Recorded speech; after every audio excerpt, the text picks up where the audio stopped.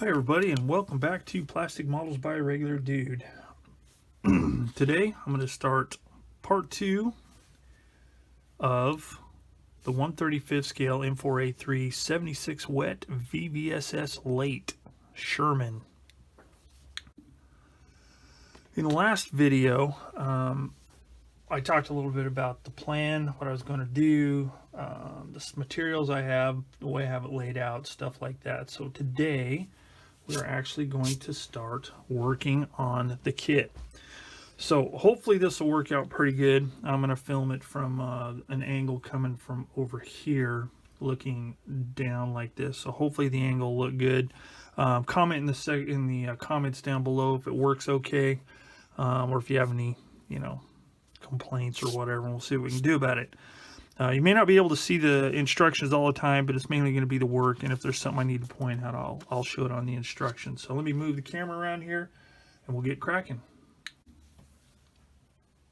Alright, so we're not going to start with step 1 because that's track assembly. I will do that later.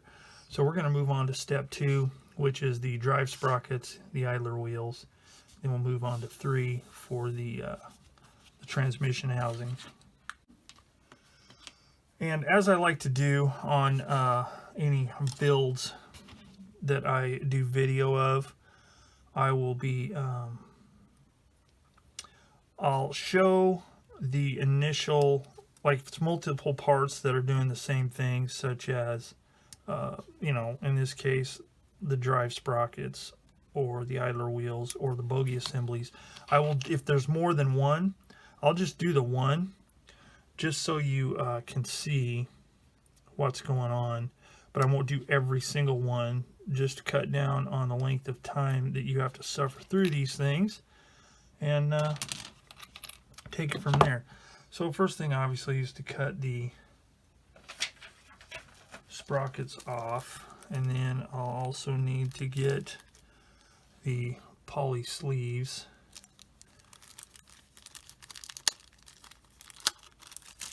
Or poly caps, whatever you want to call them. To me, it's more of a sleeve than a cap, but the manufacturer calls them a cap, so I guess that's what I'll call them.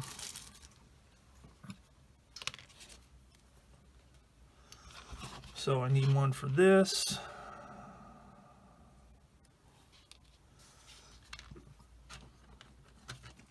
I will also be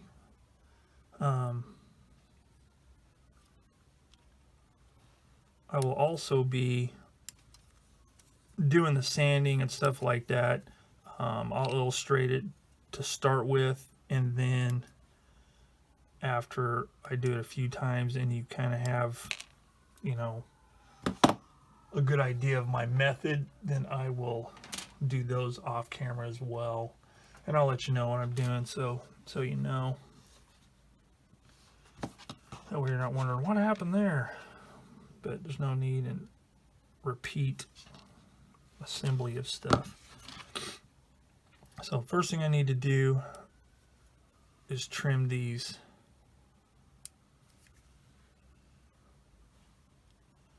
off here. And something else I'll do is, if I'm going to be adding anything that doesn't come in the kit, like if I have to add detail or something like that, I will, I'll illustrate that. I'll show you what I'm doing. Because sometimes, as good as these kits are, they can sometimes miss things like bolts, stuff like that. And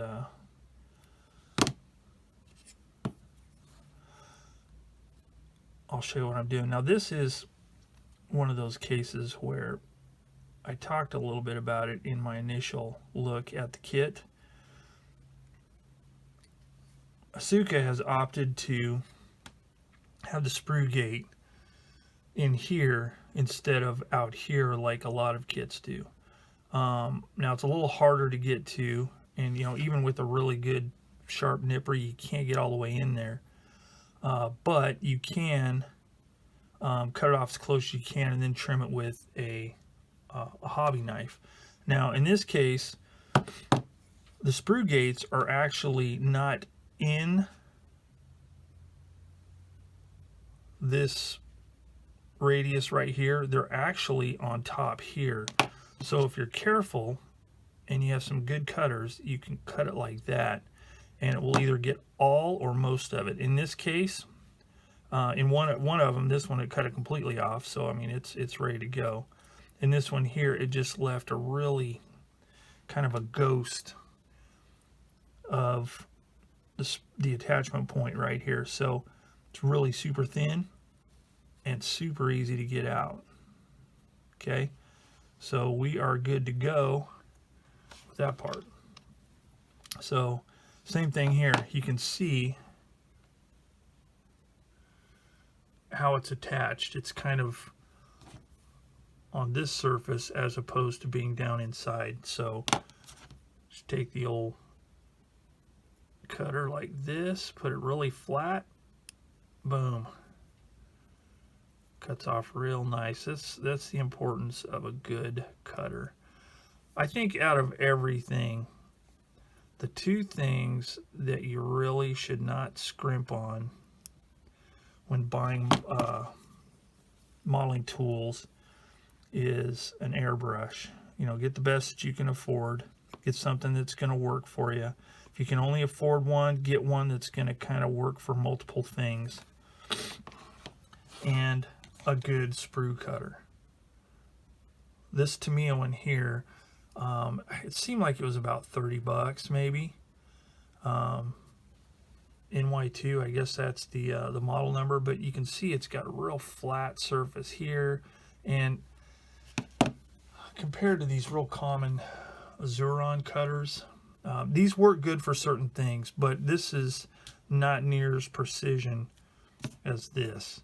And to me, you know, especially if you tend to take care of your tools, this is the way to go. Spend a little bit extra when you can and get something like this. If not, you know, you're fine using the other. It'll just take a little more work to clean it up, which is not that big a deal. So next thing is to glue the parts together. So first you have to put this in here. And I have forgotten to do that at times in my life. And then kind of eyeball it to where the spokes are kind of in the same place. I don't know if they were like totally lined up in the real lights or not, but I like to line them up. All right, and then using Tamiya extra thin. Now I'm gonna say something here, and this isn't a jab at anybody or anything, but there are often times that you will see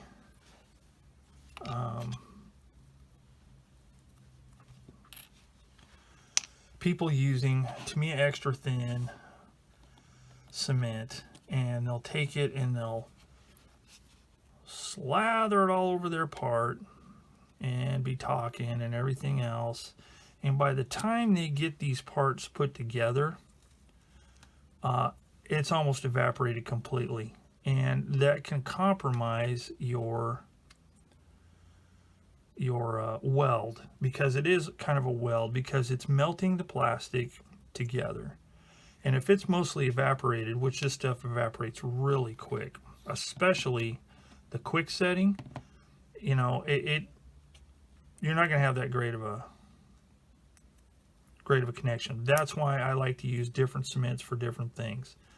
If you were going to put something together like that, you'd want to use something a little bit thicker like this, or Revell Contacta in this case, or even this here, Tester's liquid cement. I don't know if it's available all over the world, but it's readily available in the States.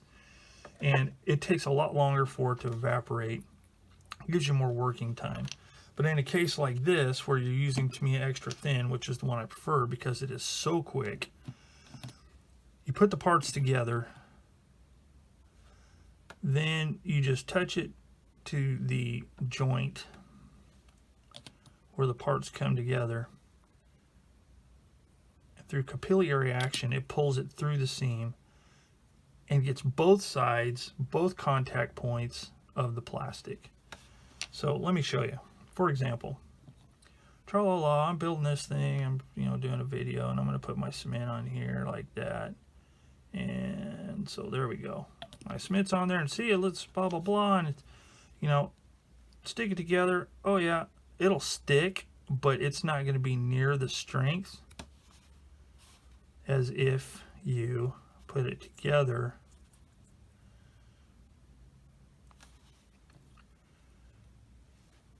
and then touch it to the joint and let it just suck through all that, and then boom, you're good to go.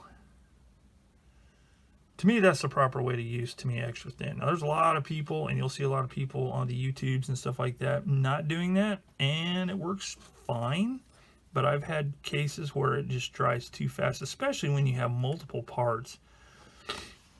Like if you're gluing a number of, like, say, subassemblies, like, say, the Bogies system on this kit. Slather the glue there, slather the glue on that one, slather the glue on that one, and then start sticking the parts on. By the time you get to the last one, you almost don't have a good bond. So anyway, that's my 2 cents worth. Okay, so this is glued, this is ready to go. This one has a seam down the middle, so it's going to need a little bit of sanding. And there's a couple of ways to do that. So you can hold the piece and sand it like this going around, and that will work fine. Now, as you can see on this part, it's kind of dished a little bit in the middle. So that's going to be a lot of doing this, and you risk getting flat spots. So the way I like to do it is I lay a piece of sandpaper on the desktop, and then I take it and I roll it just like that. And you get a nice uniform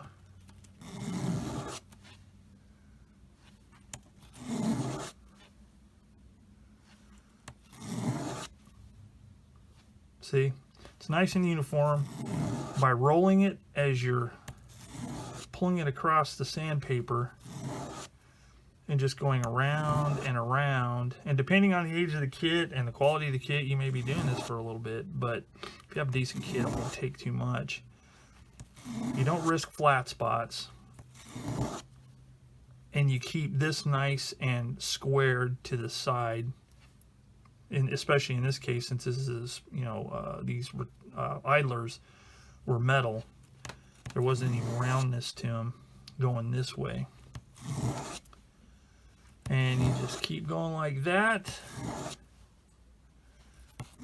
all the way around. Just do it evenly all the way around.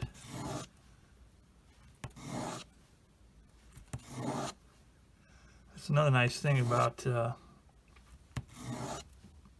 plastic, is coming out of the mold, it's real shiny, the surface, and as you sand it, it scuffs it and makes it flat, so you can tell exactly where you've sanded and where you haven't and where you need to keep going. Because see, there's still a little bit of shiny right there, so you need to keep going all the way around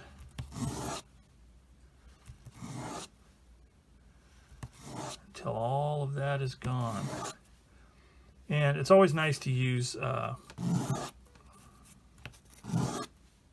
wet dry sandpaper, because once it gets kind of filled up with some of this plastic, just take it into the sink, and I use a toothbrush and just wash it out, let it dry, and you're good. You can keep using the same piece of sandpaper, and it doesn't have to be model specific sandpaper. This package here is because I wanted some really fine stuff, but just hardware store wet dry sandpaper works just fine. So we're looking good. One little tiny shiny spot there. One little tiny spot there. And we're good. That's all sanded. Now what I like to do, I don't like to sand the edges very much unless it's absolutely necessary. But in a case like this, you'll get these little fuzzies around the edge.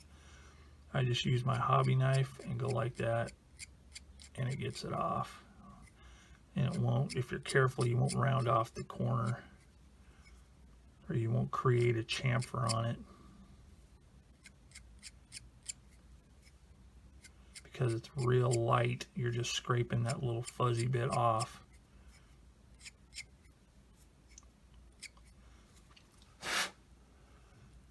And there we are, ready to roll. So I'll do those 2 other wheels, the other drive sprocket and the other idler, and I'll come back. One more quick note. Now, you could use a sanding stick like this to do the same thing. You just wouldn't want to apply as much pressure because, as you can see, most of the time, a lot of these sanding sticks are kind of cushy. And if you do that and you do it too hard, you'll end up rounding. Well, you'll end up rounding this off just from the pressure. So that's something to consider. That's why I like using the sandpaper sitting on a hard surface. Okay, so I've got those done, all 4 of those. So what I'm going to do is I'm going to put them in my handy dandy little container here that I use for parts that are awaiting painting or assembly. It's kind of a small sub-assembly box. I like using them for wheels. Don't have to do it. I like doing it just because it keeps them where I want them. I don't have to worry about rooting through the box looking for the parts because of other stuff that might be in there. So next up, let's start with step 2. So we need J16, which is the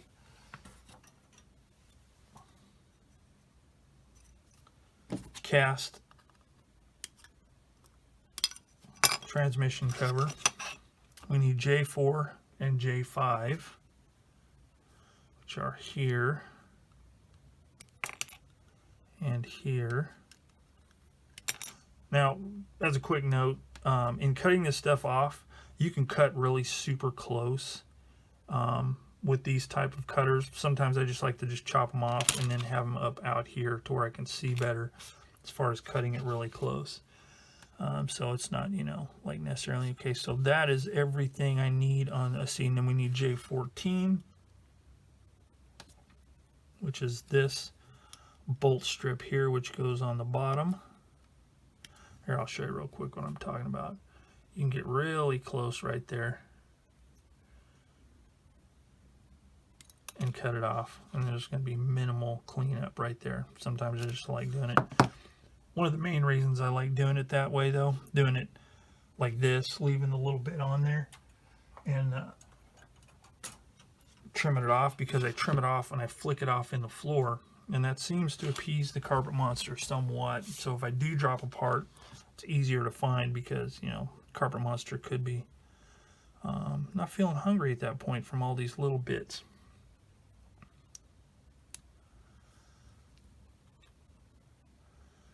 So again, just getting real close, cutting that off. And a lot of times, especially depending on where the part is going, there won't be any sanding or further trimming necessary. And when you have an angled part like this, you want to make sure you angle your cutter with the angle of the part and get it as close as you can. Now that can be tricky on curved parts, like if the part was out here, because sometimes when you cut it, it'll leave a divot right in the edge, and you want to avoid that if possible.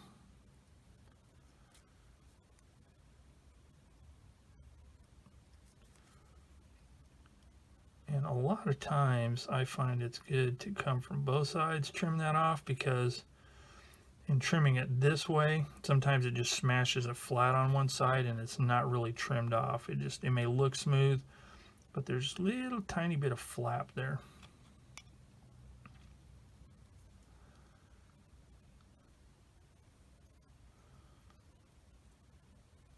Clean those up. See, like right there, got to come from the other side. That.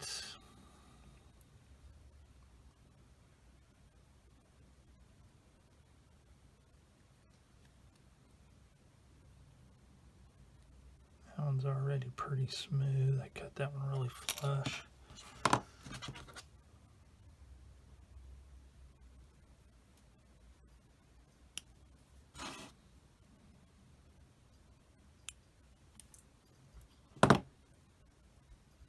That's pretty good. In this case, I'm going to use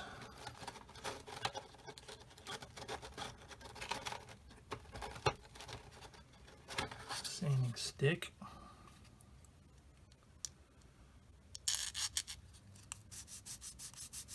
Get all 3 of them at once.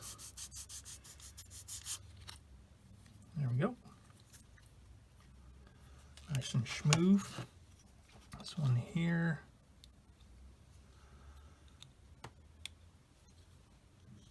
Those are nice and smooth. Okay, so we're good there. So now we test fit.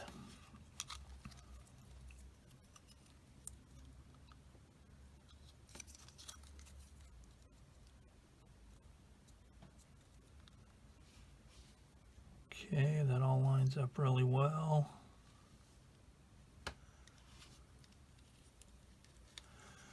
And you can see where it ends right there. So that all looks pretty good. Check this one over here. Make sure it fits like it's supposed to. Yep. And then this bolt strip will go on the bottom here, like that. Okay, I've got this together here, so what I'm going to do is I'm going to tack it here on the bottom.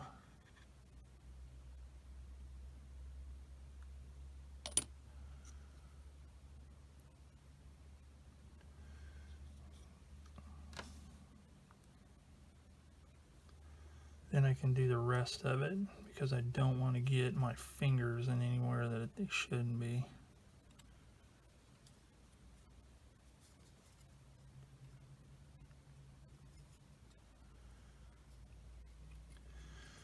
Okay, and it looks like you'd want to line this part up here and here.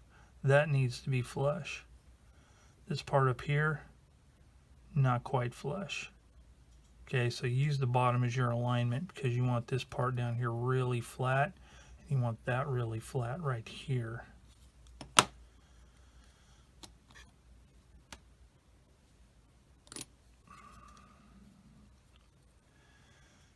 And when using liquid cement, be very careful that you don't get your fingers, like you wouldn't want to hold it here while holding that part in place. You know, hold it somewhere where the glue, if it seeps out, is not going to get underneath your finger and leave a big old fingerprint ridge. That is very frustrating.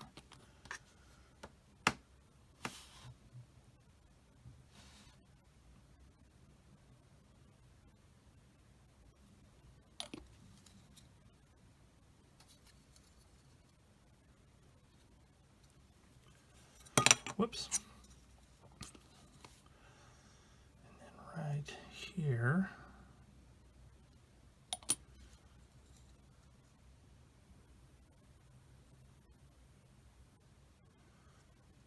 okay, got a nice joint going on. So I'm going to go ahead and glue this part on. It's going to be exactly the same, so I'm not going to do it on camera. Do the other one, then we'll come back and do the bolt strip, and then we'll start working on some of the small parts. Okay, and looking at the instructions and looking ahead at how the rest of the stuff goes together, and that's always something to keep in mind, especially in a case like this. So when you test fit this piece in here, you can see it fits really good right there. There's a gap. Okay, is that gap supposed to be there? I mean, am I supposed to glue it up like that, or supposed to be down? It's supposed to be down in looking at the instructions for later, because the lower hull bottom plate will interlink with that. So keep that in mind when you're doing this kind of stuff. So it sits in place pretty well. So what I'm going to do is I'm just going to take this and put some cement there and there. Now I'm just going to use my tweezers, kind of squeeze it and make sure it is seated properly. Make sure that's all flush along there, that's snug, and make sure that it's smashed down in the bottom part there. Okay, so there's that. So now I need to start cutting out these small parts here. So since these are handed, okay, there's a left and a right side. You got C68 and C67, which are the same parts, but obviously they go one side or the other. So we need to make sure, same with C5 and C6. C74 are both the same, but these are different. So what I'm going to do is I'm going to cut the parts for one side first, put those in place, and then do the other ones for the other side. That way I don't get them mixed up. And right here it shows you a nice photo of how it should look. Okay, it should look like this from the side. This here should look like if that side there is this side here. Okay, so you have those two pieces there and that loop. All right, so I'm going to cut these pieces off separately, and then we'll come back and glue them on. Okay, so what we need to glue first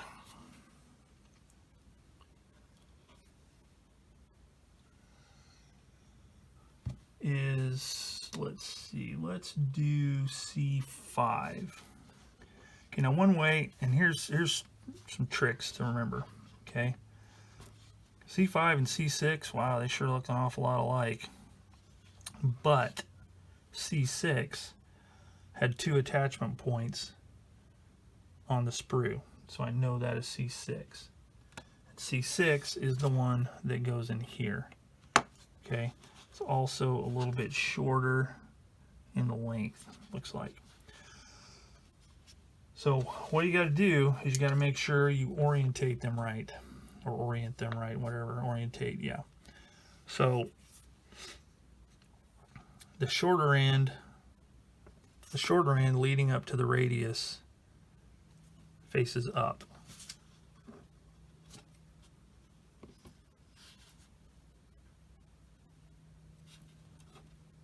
Also, one is much thicker than the other. That's another way to tell. Okay, so this part is going to go here. Now, this is a nice thing about these kits is they give you a really nice deep recess to glue those in. So put it in place, and then put my cement. Like that. Make sure it's pressed firmly in place. And make sure that it's square. Okay, now here's something else that's nice about this type of glue. Okay, when you put it in there, when you put the part in place and you put your cement, it's going to run down all in the parts. If you press it a little bit, it's going to ooze up some of that plastic, and it's going to create a really good seal to where there will not be a seam line right there where the parts go in, which is nice if it's a part that's supposed to be welded in place. Now you could create a weld and all that kind of stuff. I'm not going to do this on this kit because this is a spot that's not really visible, and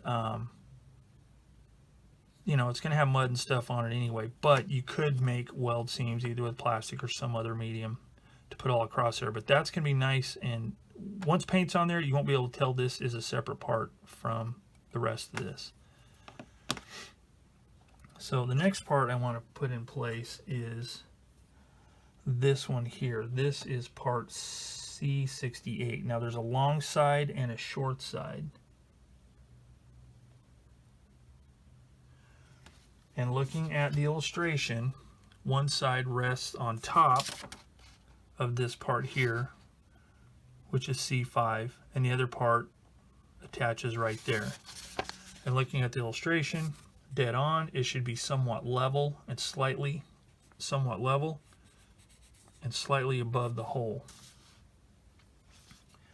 So just to take a look at how it fits, should look something like that. Okay, so let's make sure this part is cleaned up properly, which it is, and it's angled ever so slightly. Now you may not be able to see this on here, but those ends if you can see the hooked part there, is they're slightly angled. So that should be the angle in which they fit.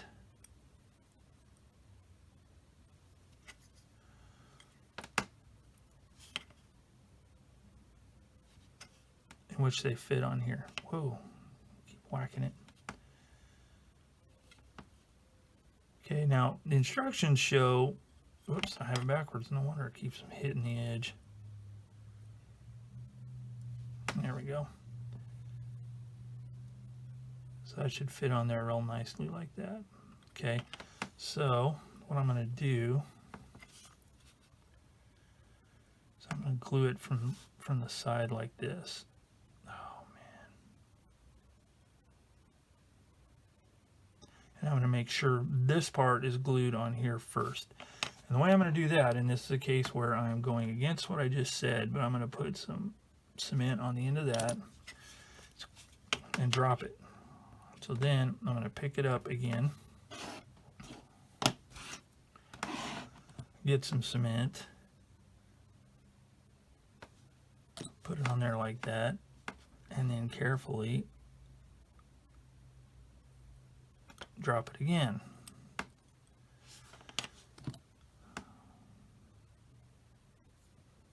It's hard to do this stuff on camera, sorry folks.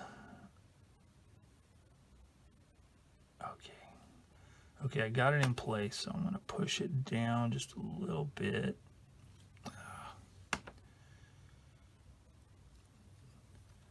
Trying to keep this in frame for all of y'all. Okay, there we go. Okay, that looks just about right.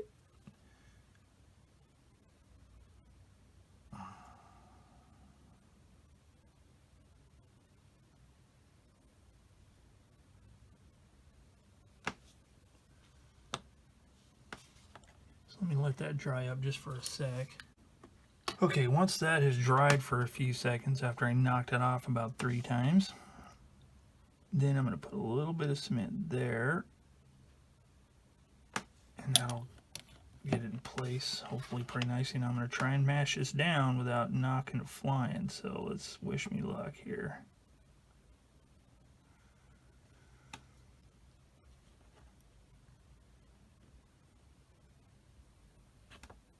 Alright, so there it is. It's in place. Hoorah. Alright, so next thing I have to do is I have to put this little part on here. Now this will snap into place. Okay, and as you can see, it's got a certain shape. Okay, kind of curves out that way. And that's the way it needs to be on the eye that's sticking out. So I'm going to go ahead and I'm going to put this on first before I glue this into place there. That way I don't have to worry about trying to get it into position, and I will glue this once I get all of this into position. So there's that. So then we put that on there like that. And doing the same thing as before. Touch the cement on the bottom there, and that'll get it all nice and in place. And then I'm going to swing that part down like that, and just make sure this is pushed firmly into place. Make sure it's square. And there we go. So that side is done. So next I can do this side, and I will do that off camera so you don't have to watch that torture again. And tra-la-la, there you go. Everything's in place, everything looks groovy, no seams visible. Nice. So now we can move on to part C62, which is the bolt strip that goes across the top. So we will get right here.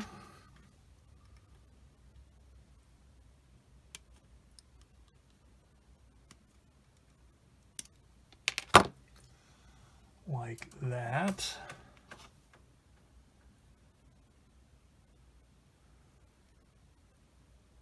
That is pretty good. So I'm going to do a quick swipe with the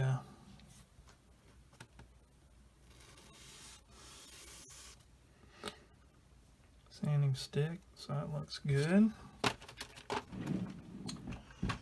And it goes with this part down, so that fits like that.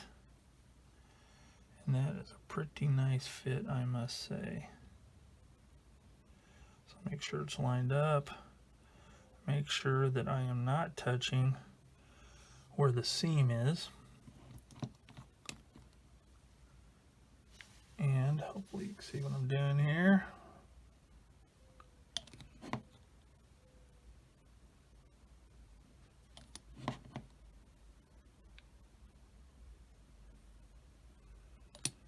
Put some cement like that in there. Make sure it is even and flush here and here. Looking jolly. Now I'm going to go ahead and put just a little tiny bit to seep in through the ends there.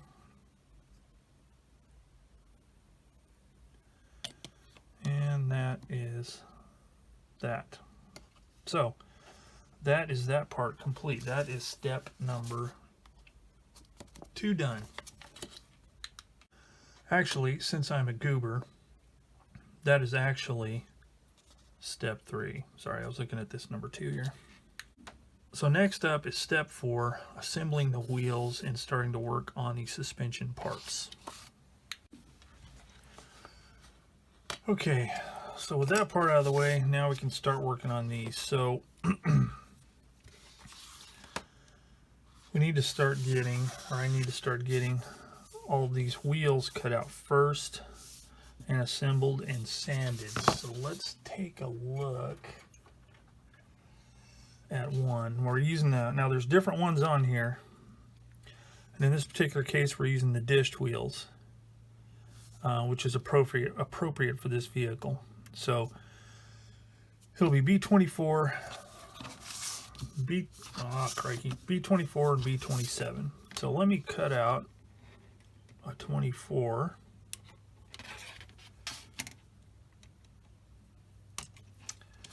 And a 27.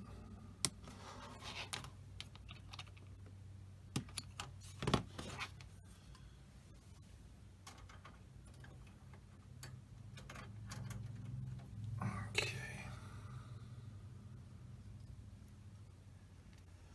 So there is a bit of a seam in the middle. Now, on these wheels in the real lives, there could be a seam down the middle. If you look at photographs of close-ups, even on museum vehicles that have been around a while, there can be trace of a seam. Now, I could do that, but I don't think I'm going to, because this one is real faint. And if I don't sand it, I could end up with this looking pretty goofy right here. So I'm going to go ahead and sand them. And it's all going to be covered with dust and dirt and stuff like that anyway. So that's what I'm going to do. So what I'm going to do is I am going out. In this case, you know what? Let me show you something. Ooh. So in this case, you can see there's a groove right here. In order to reproduce that groove on this side, it was molded in a way that whenever you put this part in, there's a groove all the way around. So I can't use my usual method of touching the seam and having it all glue, because it wouldn't connect with anything. So my next option is to either use my thicker, my tester's cement, or I can use the Model Master. And I think in this case I'm going to use the Model Master, because I can just get it using this applicator. I can put a few dots inside here like that and drop the piece in place. like that. So I am going to cut all of these wheels off and put them all together and then sand them. Okay, you've seen how I do it on the return roller or the idler, so there's no sense in watching me sand a whole bunch of wheels because that would be extremely boring, and I'm not here to bore you. I'm here to show you what I'm doing. Okay, so I'll do that real quick and then come back. Alright, so all of the wheels are done. Now, one thing to take note of on the wheels is there is a side that has more detail than the other. I don't know if you can see on this wheel right here, but these little indentations are flat. The ones on the outside have like a little, I think it's supposed to be like a grease nipple, and that should face out. So, as far as I know. So there's that. So the next part I need to do is start working on the suspension components. So there are 4 components, B3, 4, 5, and 6. And they are directional, so you need to make sure you get the right ones. So what I've done is right here, I've put this piece of tape, 3, 4, 5, 6. So I can cut the parts off and put them where they belong. For instance, we have parts number 3 right here. So I will cut those 2 off and I'll stack them over there. That way I'll know which ones go where. So there's 3.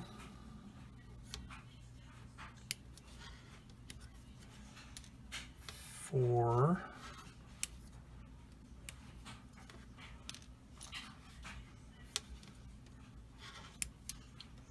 5.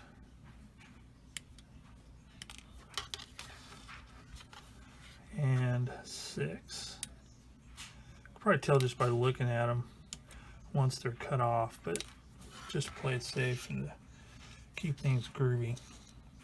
So then once I get that cut off, I'll trim these off here, clean up any mold seam lines that need to be cleaned up,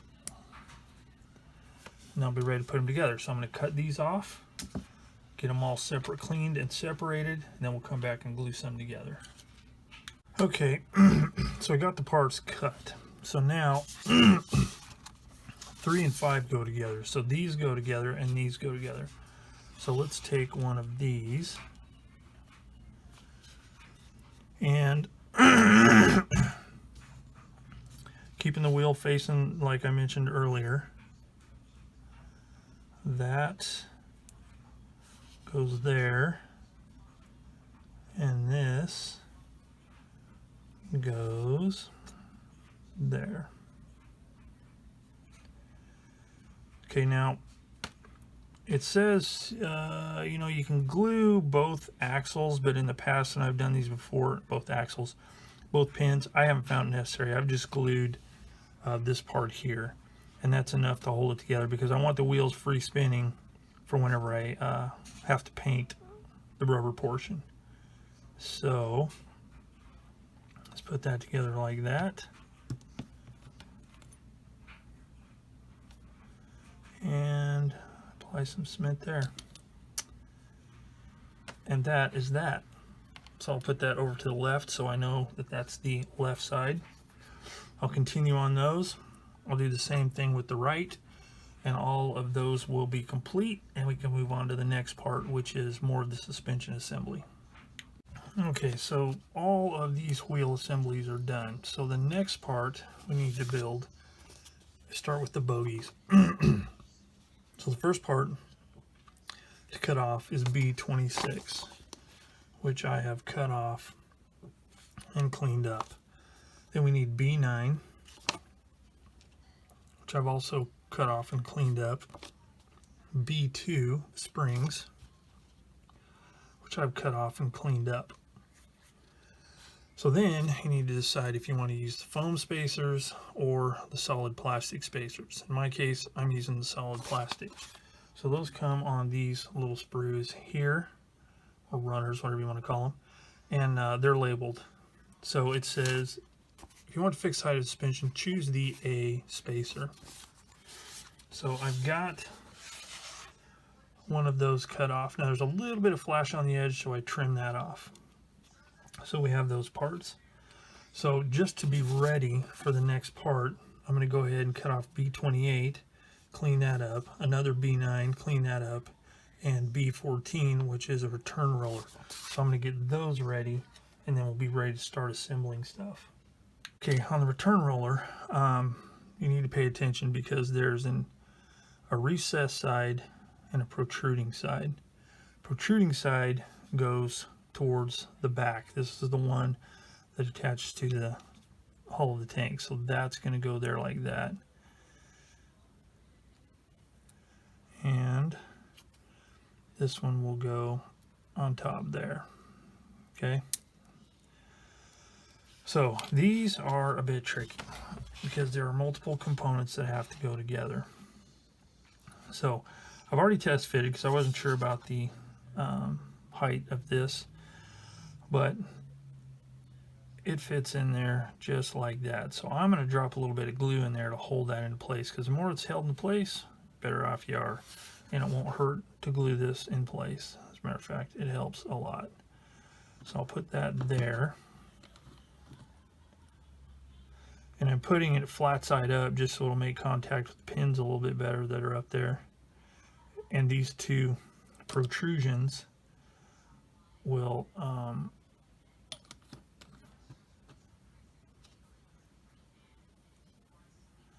rest on top of those springs. So I'm going to make sure that's in there nice and flat like that. Then you still have to start putting multiple parts together. Now these, don't know if you can tell, but I'll show you in the illustration. These right here flare out slightly. Whoops. These flare out slightly from the center. So you need to make sure you have it facing the right way. You want it to flare out for it to fit properly. So you take your spring, stick the pin through the hole on that arm, and then that fits in there like that. I guess theoretically, to make it easier, you could glue the spring and just leave this part free floating, but it doesn't say anything about doing that. It says do not cement, but I think that's more for if you're using the foam pieces. So next, you need to get this part, and again, you need to have the flared part facing this way. So that will fit there like that. Don't worry about those lining up together, because if you do it right, they'll be free floating. So let's try this again. That's the one thing about these kits, is they are quite a chore putting these together, especially on the video. So we got that. Then this drops right on top, and if you've done it right, everything should theoretically line up. And if it doesn't, then just monkey around with a little bit until it does. And there you go. It's all together. Now these are swinging free. The whole thing, I don't know if you can see it, but the springs float up and down. So what I normally do on these is, once I get them all together, and I have the whole assembly together. Now I haven't glued it yet, and there's a reason for that. Once I have everything glued together, then and I have it on the hull, and it's all level and flat, then I will glue all of the moving parts. I don't want them to move. They're movable, but I don't want them to move. I want all my wheels touching, so when I put it on the tracks, everything is flat. There's no floaters. All right, so once this is together like this, now it says to glue all this stuff together, and I'm just showing you how I do it, just so you can see the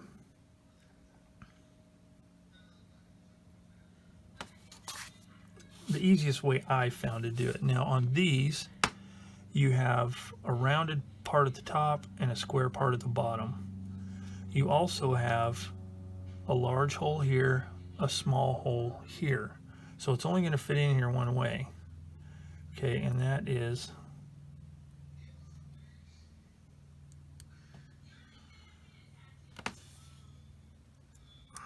like that. Okay, so that part is on. So then continuing to hold it together, then you need to get the other side. Square point or square edge down, small hole to fit the small pin, large hole, large pin. Same thing, and this is tricky because you don't want it to come apart. Bingo, there you go. Now see, this is movable. And again, I don't want it to be movable, but I'm not going to glue that until I actually get it on the vehicle. So once it's glued together, it'll look like that. So now I'm just going to take my cement, try and get it to where you can see what I'm doing. Now I still have some cleanup, but I've left that there for a reason. Put that there, hit that side from the inside, and that there, and then hold it for a few seconds. Everything's still movable, nothing's glued together. Give it a good squish so I get some cement coming out of there. All right, and there you have it. Okay, not the easiest thing, but doable if you got some patience. Unfortunately, I have patience these days. So there that is. So you just repeat the process with all the rest of the parts, and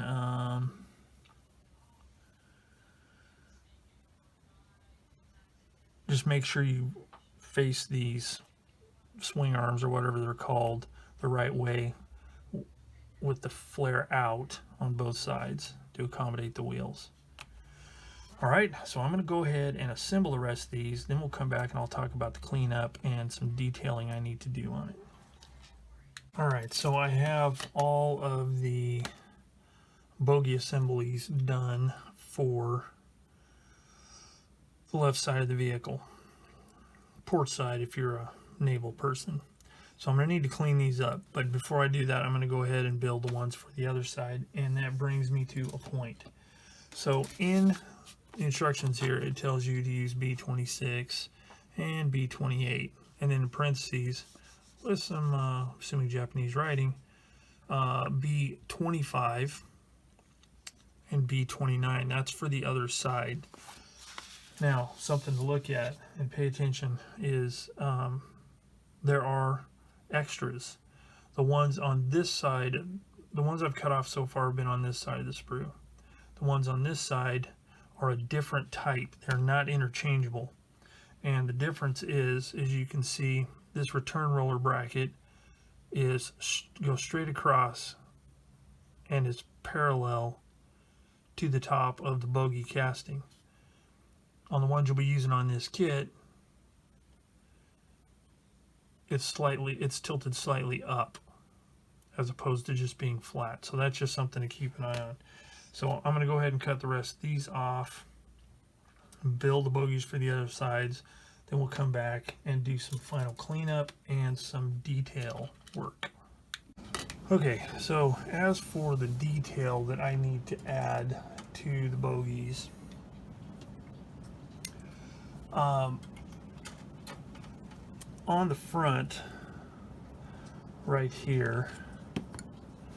Since the way the Sherman bogies were manufactured, they were made in a way that they were I guess you could call bidirectional, which means you could use this cast bogie part on either side of the tank, and this could be mounted on either side. So being mounted on either side would mean there would have to be bolt holes on either side. So I've already done it here on the rest of them, so I'm going to show you real quick how I did it. So what I did is I cut a little piece of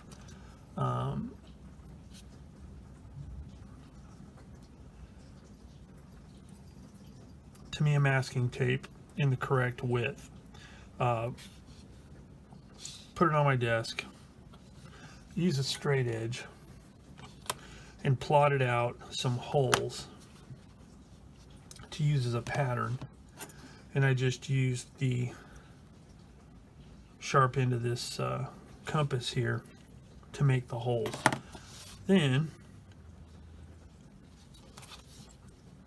I just set it on here like this. Now this may not be exact as far as where the holes are going, but it's close enough, especially considering there's going to be dirt and mud and everything else all over it. Then I take the compass and using the holes as a guide, I just make a mark like this.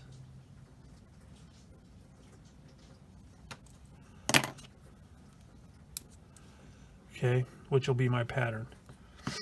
Then I take a pin vise, and in this case I'm using a number 72 drill bit, whatever that is. Don't know if that's totally accurate either, but it works.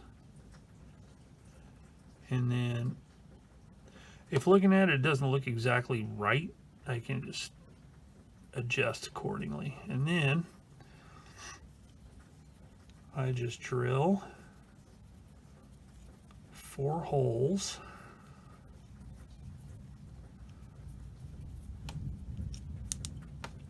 like that. I'll drill 4 holes, then I'll take this sanding stick here and using the fine side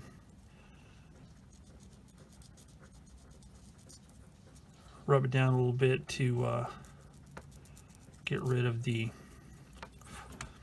there's any raised portion. And then once I get them all drilled, then I'll use some Tamiya liquid cement. That'll kind of clean up any dust residue. Okay, so then I just need to do it on the other 4 holes, or the other 3 holes as well, and you end up with this. Just as a side note on those drilling those holes,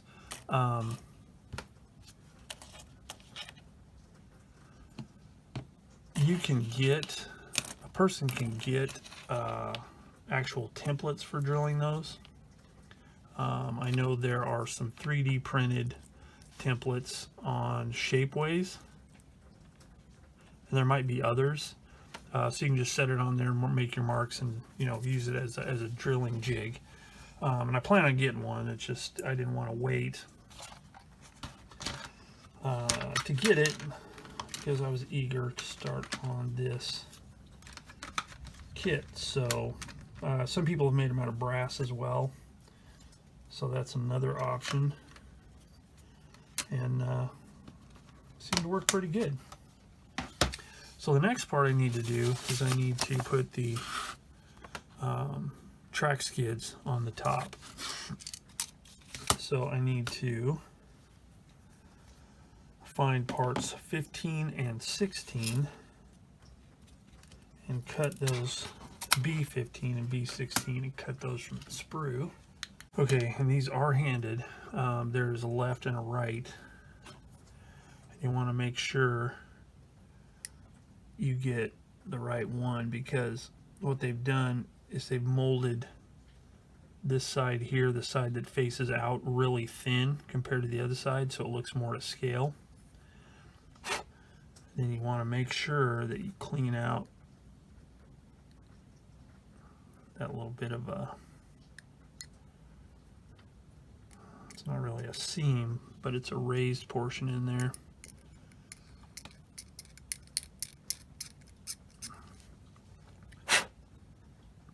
Like that. And then there is a little bit of a mold seam on top that needs to be taken care of. And this one I've already done. It's just a matter of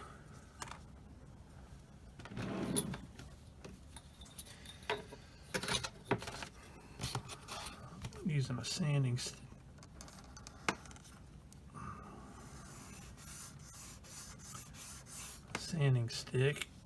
and just kind of sand that down like that, and then knock the edge off the back. It's good to go. And then goes on like that. And the nice thing about some brands, I think the old Tamiya kits don't have the bolt detail on the on this part, especially on the inside. This one does, so that makes it kind of nice. Put a little bit of cement in there to get that edge off. I scraped it smooth, and voila, complete bogie assembly. So I'm going to finish up these and we'll come back. Alright, so we have completed up to step number 4. So that's done. Drive sprockets, idlers, the transmission cover, and the complete bogie assemblies. So I think in the interest of keeping this down to a manageable level, I'm going to end this video here. So the next time we come back, we'll be working on step, I'm sorry, that was step 5. We finished up to step 5. These are the sub steps. So we finished up step 5. So the next time we come back, we'll be working on step 6, which is starting with the lower hull assembly, and there's a lot to go on that one. So that's it. We'll call this some quits right here. Thanks for joining me here on Plastic Models by a Regular Dude and the M4A3 by Asuka. And if you have any questions, comments, or any experience working on this kit, or any hints, tips, any things I overlooked, please let me know in the comments and I'll get back to you. So that's it for now. Thanks for watching, and as always, I'll see you all later.